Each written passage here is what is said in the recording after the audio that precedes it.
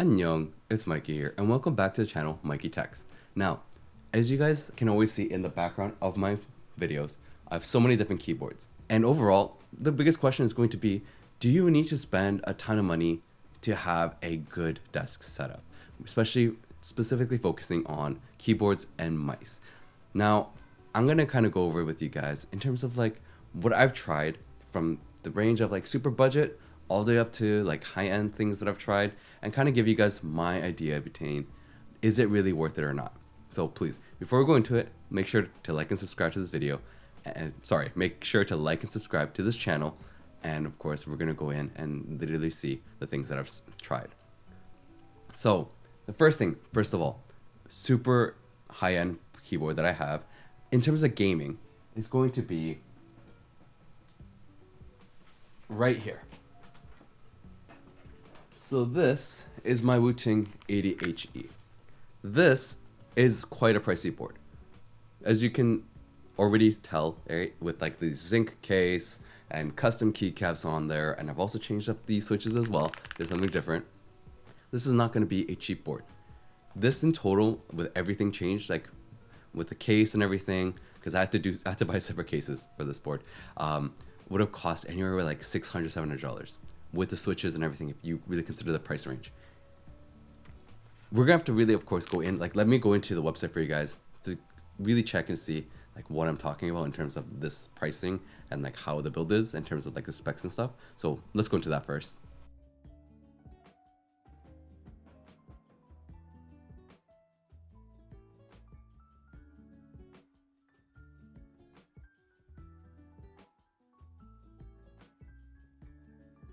So right away, when we took a look at the Wu-Ting website, you can see the pricing is quite high, right? Looking at 200 USD, so I just wanted to double check that it was in USD there, and it's 200 USD for the 80HE, and then you're looking at like 150 for the 60HE, but they got a 60V2 coming out next, and yeah, going in. So when you go into the Wu-Ting website, it really gives you kind of an idea of the customizations you can do, the different switches, the different switch packs you can choose, the different cases you can choose, right? You can go with the module version, which is like really building it out yourself, or you can go with like the pre-built version of the board.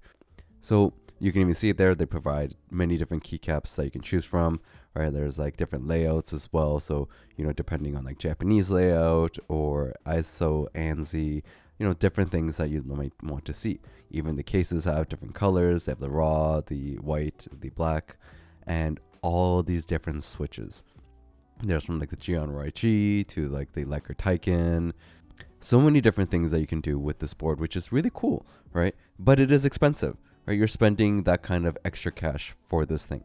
And you can even see like more when you go through their website, they sell things separately, right? So you can get like the Taiken switches, you can even get like the Optum key set and different cases for like even the 60, right? They also have wrist rests, and overall they're providing a lot of different things to customize this board and really have it the way that you might want to. You can even go and search on Google for like Wu-Ting 80HE mods, right? So if you search up a mod, there's going to be different cases available, right? Toronto Keyboard Man also has modding kits. So that means you can change to different plates, change the foam, so many different things that's available for the 80HE, right? You can even get some different cases out there. I know KBD also has their own GT80 case, I believe. And yeah, it's like $119. You can purchase this really cool 80HE case. And I think overall building in that's actually easier than building this in case. You don't have a screwdriver, or you don't need a screwdriver for it. Even here for the Toronto Keyboard Man, they also have a bone 80 case, which I've done a review of, and this also is like a nice case that you can try for your 80HE. So this is the kind of things that I'm talking about in terms of the ability to customize and the amount of things that are available for the 80. Like not even just the 80, but for Wu-Ting. Wu-Ting is a company and a brand that, you know, a lot of people kind of want to do these things with, and it comes at a cost. Another reason why it comes at a cost is the software. So the software is constantly supported. They're constantly putting out updates, and as you can see here, it's a very nice UI, right? A lot of work into like making this look good, making it simple, making it easy to use. And you also have like many different things you can customize in the software, right? There's different lighting options, different actuations, and you know, you can go to rapid trigger, which, you know, a lot of like budget ones also have available, right? That's the thing. Nice thing is like, I think Wooting is one of the only ones that allows you to actually change each individual key for color, which is awesome. I think that's a very awesome feature that you can have with the board. And you have the light sensor for the ADHD, which you can also change up yourself. And you can save it to the board, meaning even if you connect this board somewhere else, it's going to have it saved in the memory inside of the board. Remapping is very simple as well. They provide you even like, you know, all the way to F21s and, you know, different functions. So like opening a calculator, email. They even have remap keys that are preset, so you can change and, you know, use these presets if that's something that you like to use. So these are things that I'm talking about in terms of why it costs so much, right? They're constantly putting effort into this, making more updates. It is unfortunate that they're missing macros. So I know that's one key thing that some people are kind of upset about, but you have the gamepad setting, right? I use this for Tekken and it works incredibly well, and you can even use it in racing games. The key thing is that they really made a software that works incredibly well and has ease of use. So like most people can just use this board and Now, very overall, easily do I get think used to it. that like I think it's very good for beginners. ADHD From when I've is talked to worth like it? a It depends almost on pro if you're a gamer, they were person that saying wants that that one of the kind of biggest benefits is customizability that and wants this to is go very all the good far for end beginners. of, you know, getting into the custom world and doing more things with your board, making it sound nicer, you know, playing around with the different switches and, you know, doing the customization of like the keycaps and, you know, not just splurging for like the cheap keycaps on AliExpress, but really wanting to buy yourself like a nice set of keycaps, then yes, it's worth it, right? Like Wujing software is definitely good. I'm not going to deny that. Like they have one of the S tier softwares in terms of softwares for gaming keyboards. But the truth of the fact is you don't need to have a amazing software to play video games with keyboards. There's another board that I want to show you guys next. This is a budget Holovet game keyboard that I still have. This is the Mcho's A60 Pro, and this thing's like $49 USD or for like $40 USD. I think if you get the non-pro version, you can get it for like $30 USD. Let's go into the website and take a look at this one as well. Kind of give you guys information on this one as well.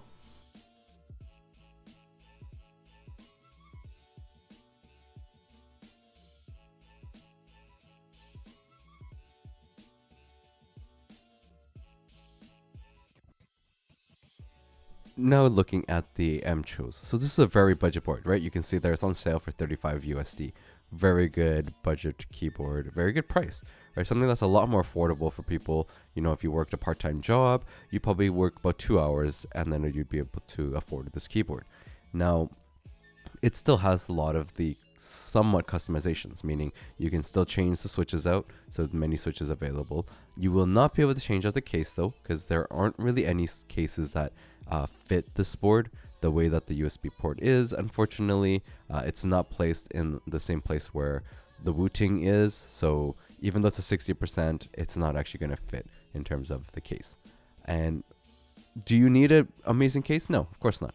You can still change out the keycaps on these, right? So you could do a keycap swap, but overall, if you're getting something about budget, probably not worth spending like $100 on a keycap set. Now, does the software do what you need to do? Yes. So if you look at Mcho's software, it is not bad, right? Like the whole software, the UI looks really good. It's very simplistic.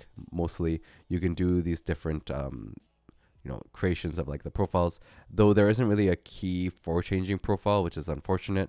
I think this is one of those things I was mentioning where like you need a profile setting in the keyboards. If you do not have profiles available, it really becomes difficult to use this as a daily, and that's because if you have a gaming setting where like the actuation is very, very low, then it's actually really difficult to type in it because you're going to make a lot of typos.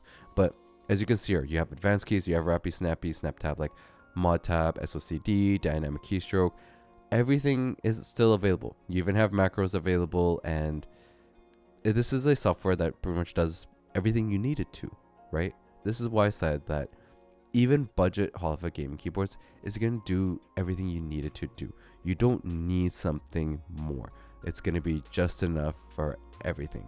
And yes, it's missing some of the key features I told you about, but you can definitely do without it. But overall, definitely, the software on this one, the web app, is not bad compared to a even a high level. Am I really gonna say you don't need to have? Am I really gonna or say have that to spend like this one is $200 like to be able to 100 play times better? high-level games? Like, because we're looking at the price differences, right? So we're looking at like say $40 to like just a starting point of like $300, right?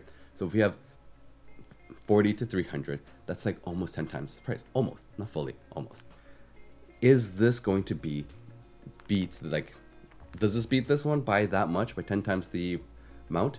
I don't think it is in that terms. If you're looking at just per like gaming performance, you know, in terms of like latency, polling rate, and like software usage and all that, it's not that different. Most Hall of Fame gaming keyboards, most gaming keyboards in general, I would say, do the bare minimum, especially like the Chinese ones out there.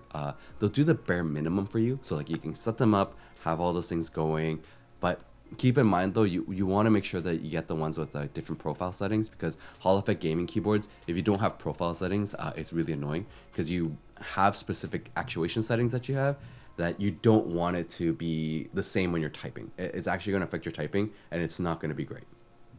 But overall, do they do the bare minimum? Yes, most of the budget ones will do the bare minimum. It really, as I said, comes down to, do you want to do more customization? Do you want that like long-term support from the company, where I know Mchos is kind of working towards building up like their brand line and working on doing that for the gaming world, but Wuting has been proving a fact that they are supporting it, and they're constantly supporting their keyboards with software updates and by communicating with the community. Are you willing to spend that money for that kind of quality, that kind of support, and that kind of service?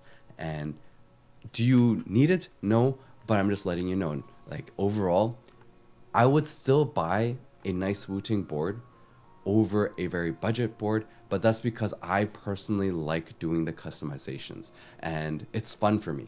Something like a Wuting is super fun to work with because like I get to try different types of switches. I want to make a different sounding board. I'm aiming towards like getting a really, really nice like Hall effect sounding keyboard, like a Hall effect board that sounds very close to like a mechanical keyboard.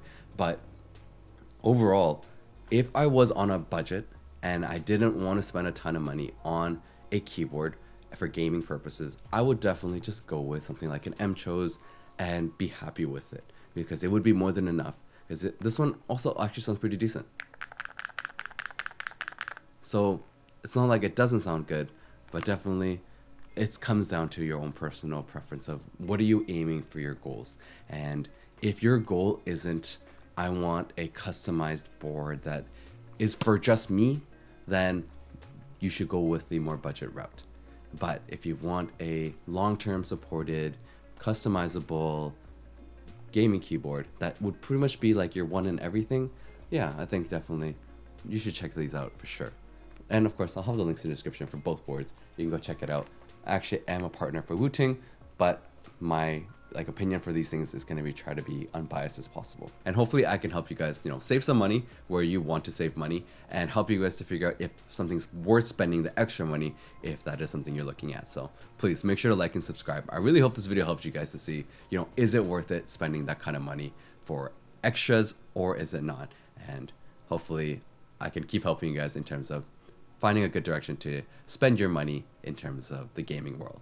Now, I'll have to catch you guys next time, but please go check out the other videos I got.